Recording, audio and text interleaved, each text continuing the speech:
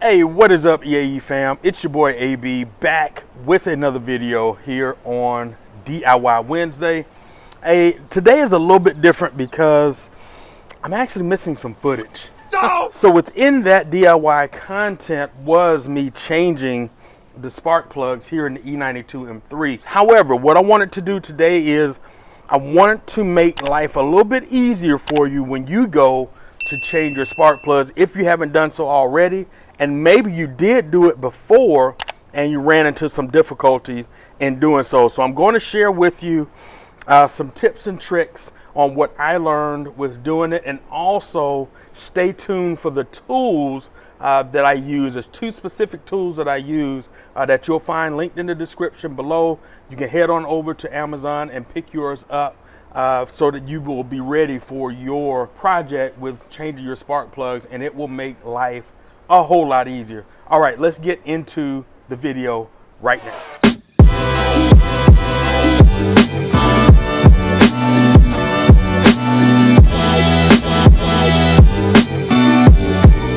With any project, I always want to talk about safety first. In this particular case, the car is not going up on jacks or anything, so don't need jack stands or chocks. But what I will say is definitely have your pair of safety glasses, and your hands are going to get dirty, so get you some mechanics gloves. These simply I just got from Harbor Freight, and so get you some of those gloves, or you can go to any automotive shop and pick up like the nitrile or the nitro non-latex disposable gloves, so you can pick something up like that. All right, so that's definitely safety first, so you want to have that at hand. And just depending on where you are, you may need some light. First thing that I'd like to say is, of course, you are not going to have to remove the plenum for this job. However, you are going to want to remove the airbox. And in case while you're removing the airbox, you'll probably just go ahead and remove this elbow just to have it out of the way, and go ahead and unclamp this air hose. That way it will expose that side of the engine so that you can gain quick access to the cover on this side. With this, you do have more clearance to get to this cover. However, you're going to have difficulty getting the cover out due to this expansion tank. What you'll want to do is get your socket and ratchet, which I believe that is a 10 mil. You're going to loosen that up or take that bolt out, and then just kind of pull this up out of the way, and then you'll pull that cover out, and then you'll be exposed. You will have the ignition coils exposed to start the job. Now, another thing that you will want to have is definitely have maybe a couple of extensions. Typically, I believe it only took me one, but I just had a couple of extensions on hand. All right, just so as you get toward the back side of the engine, you can have better access to that. Now, let me just say that because you're going at such a difficult angle toward the back side, can't really see where the ignition coils are right now, but if you can just imagine trying to get in toward the back side of where that ignition coil is and this hose, you're going to have some difficulty. So get you some swivel joints. That will help out as well.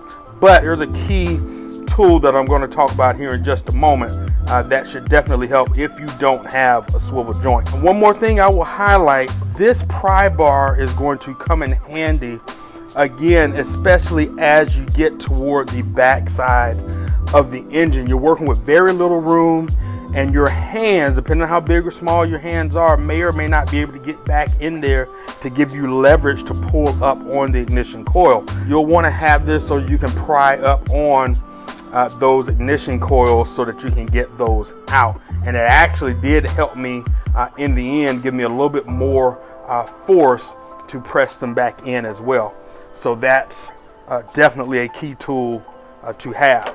Now, this brings me to one of the two key tools that I am going to say you definitely need to get this job done. This is a swivel socket, and this is made by Gear Wrench. Again, the link is in the description below. This actually helps get at an angle down into the well to get this socket out. So you're definitely going to need this. This is a lifesaver and a game changer. So I would suggest, highly suggest, that you get one of these. Again, link is in the description to get yours via Amazon as well.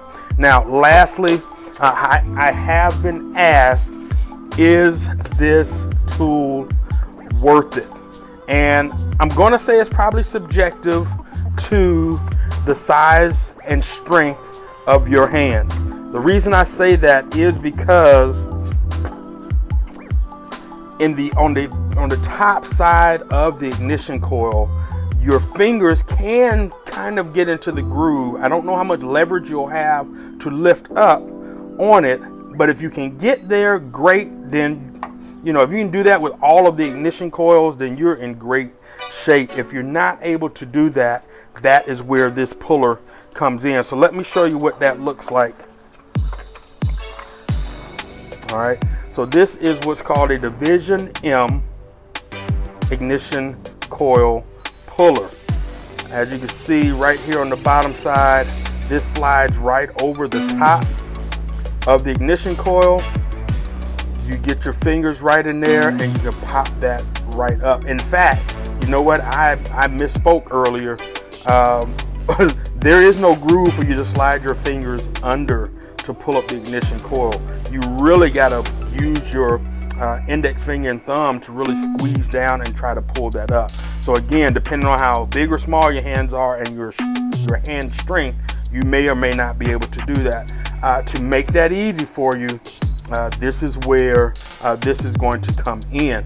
Now, as mentioned before, with using the pry tool is going to help because this is going to be over the ignition coil.